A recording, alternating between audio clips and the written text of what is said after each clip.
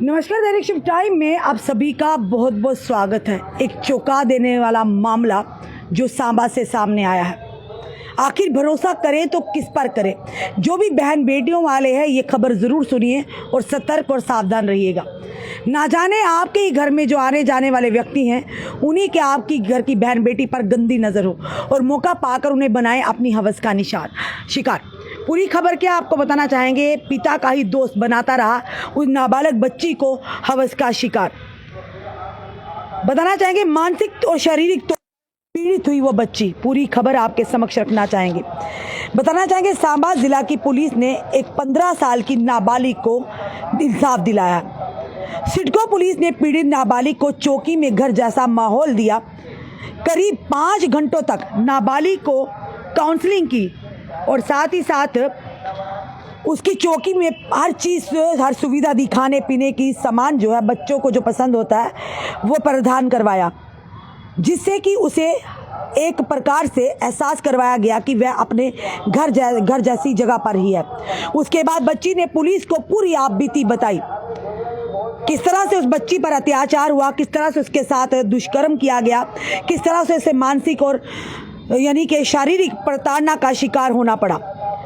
बताना चाहेंगे किस प्रकार से अत्याचार हुआ है। उसके पिता का दोस्त उसे धमकी देकर शिकार बनाता रहा, जिसके बाद पुलिस ने तुरंत पॉक्सो एक्ट के तहत मामला दर्ज किया। मामला दर्ज करने के बाद पुलिस ने कई जगहों पर छापे मारे और दूसरे ही दिन आरोपी को गिरफ्तार कर लिया।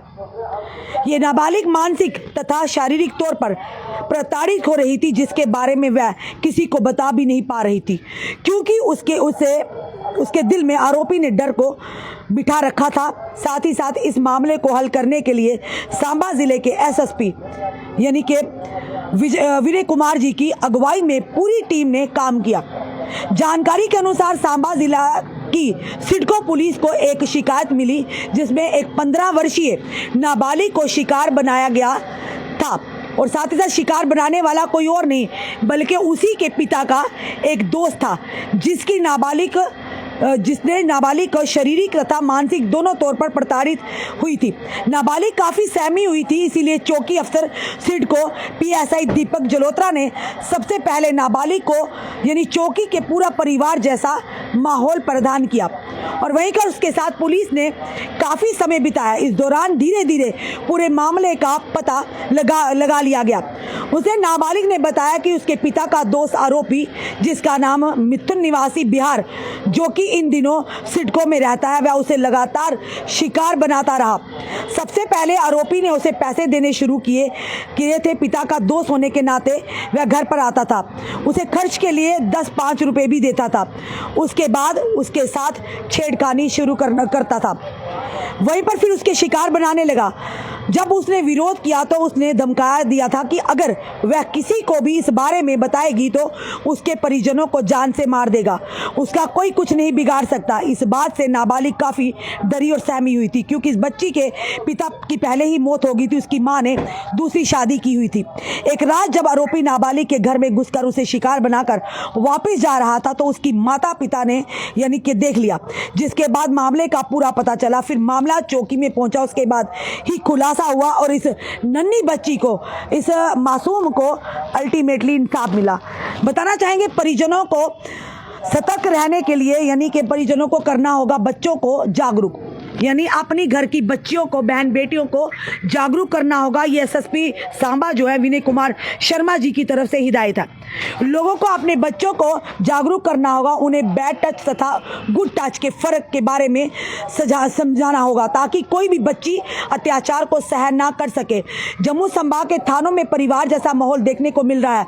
अगर कोई शिकायत लेकर आता है तो उसे इंसाफ दिलाया जाता है, जिसके लिए हर जिला कड़ी मेहनत कर रहा है। और साथ ही साथ जम्मू संभाग के यानी बताना चाहेंगे कि जम्मू संभाग के एडीजीपी अनंत जैन की तरफ से जब भी संभाग के डीआईजी एसएसपी से बैठक की जाती है तो लगातार इस बात पर भी जोर दिया जाता है कि अगर कोई थाने में आने वाला हर शिकायत को इंसाफ मिले तो थानों में आने वालों की संख्या काफ़ी हद तक यानी कि उन्होंने कहा कि अगर शिकायत के लिए परिवार जैसा माहौल मिलेगा तो थानों में आने वाली, अगर शिकायत को इंसाफ मिले तो थानों में आने वालों जैसे उन्हें घर जैसा माहौल मिलेगा, तो कई हद तक जनता का जो विश्वास है पुलिस पर बना रहेगा।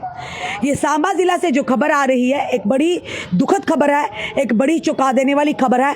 और एसएसपी सांबा ने वहाँ की जनता को, आम जनता को ये निवेदन किया है कि बिल्कुल ये पहले स्कूलों में भी सिखाया जाता था, लगातार जिस तरह से नाबालिग बच्चियों के साथ दुष्कर्म की वारदात सामने आती थी तो ये बार बार स्कूलों में भी बताया जाता, अभी शुरू भी हो चुका है कि बैड टच के बारे में और गुड टच के बारे में। और जितने एक माता पिता, खास करके माँ एक अपनी बच्ची को समझा सकती है, शायद दूसरों में समझने में उन्हें मुश्किल हो, एक माँ ही है जो बच्ची को शुरू से ये हिदायत दे सकती है कि अगर गुड टच का क्या एहसास होता है और बैड टच कौन किस तरीके से वो करता है।